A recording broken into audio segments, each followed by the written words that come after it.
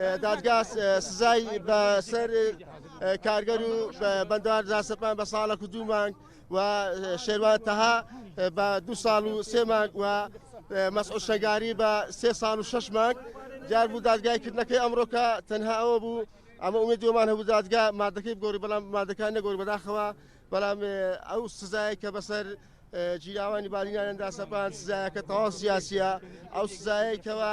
ئەمڕۆ بە ساوانیاندا سەپاند بە هیچ شێوەیەک لە ڕووی یاساوە جێی ناوێتەوە چونکە ئینکاریان کردو هیچ بەڵگەیەکیان نییە. باشە نامەیەک بێژێ بۆ سەفیری ئەمریکی نویسیە باشە سەفیری ئەمریکی مەسعود ئەوامرە دێتە سەفارەتە ئەمریکی بێن مظاهرات هەرێمە چێکە یعنی معنیاوێ سەفارە ئەمریکی تەئامورێ سەر هەرێمێت کردن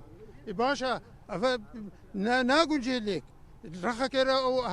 أمريكا حماية تامت كتن رخكرة والله سفارة أمريكي اتهامت كن أنه تعاون القل هنا كات كيا تفيد هريمة تيك بتتن أفتشتن نين الدنيا أفتشتن نبويا ونابتنجي كفرة أفا جريمة يعني مسألة سياسية صرفة أفا سرشي أساسي حكم كان سرشي أساسي حكم كان تشتغل نكريا کە ئەم دۆسیە لە سەرتاپای ئەمە سەرتاپای ڕەت دەکەینەوە بیدات باسمان لەوە کردووە کە ئەم دۆسیە سیاسیە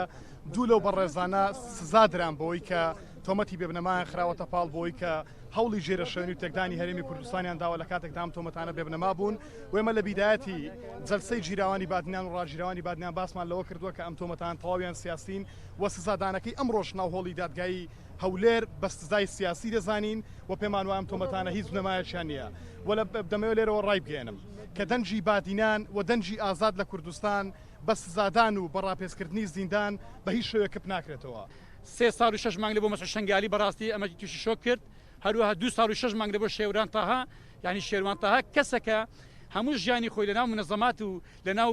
تربیە بەسەر بردیە لە ژیانی خۆی مامۆستای جامیعەیە هەر هیچ ئەستەن خەلفیەکی سیاسی تێدا نییە لە ژیانی پەیوەندی بە حزبێکی سیاسیەوە نەبووە شێوان تاها تەنها ئەوە دەزانی قەلەم و نووسین و تربیە و پەروەردە هەر ئەمە تو شۆک بووین لەگە ئەو بڕیارە بەڕاستی مودەشمان لە پێشمایە بەنسبەت کارگەر و بەندەواریش ئەوان هەردووچیان هەر یەکە ساڵێک و 2 مانگ حکم بوون بەڵام لەبەرەوەی مودەکەیان تەواو کردو ئەو ڕۆ ئازاد دەبن ئەو دوو کەس.